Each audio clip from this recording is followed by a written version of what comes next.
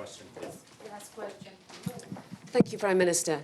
Given what the IPC says is the unfolding spectre of famine in the Gaza Strip, would you accept that your 11-week blockade, complete blockade on Gaza, played a role in that? And also, given the killings that we have seen at the GHF aid sites, how will you guarantee that that kind of disaster will not happen when you have 1 million more people displaced? Thank you. Well, number one, the problem that we had was trying to stop Hamas looting. There's no question there was Hamas looting. Everybody saw it. You could see it. Hamas terrorists taking over trucks and so on. We tried to do two things simultaneously.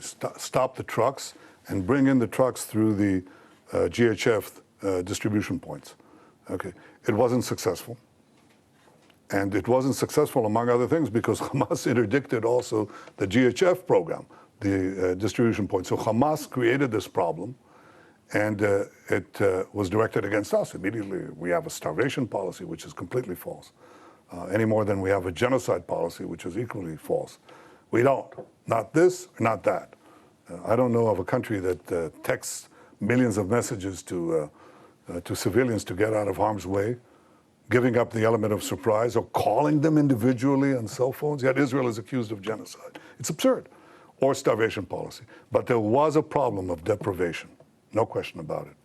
And so we had to solve it. And the way we solve it is the way I described it to you. And there are now not 0 trucks, but at least in, I think last time I checked, hundreds of trucks that went into Gaza. That's alleviating the situation. Now we want to increase the number of distribution sites.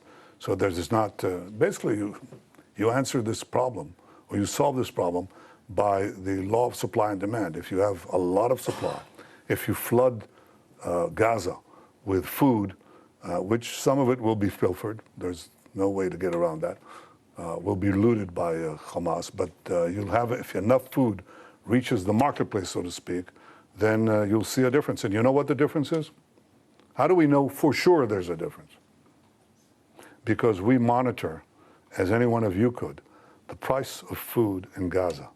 It's plummeted. It's plummeted ever since that we decided to take to do the humanitarian surge, and it'll plummet more if other countries join us.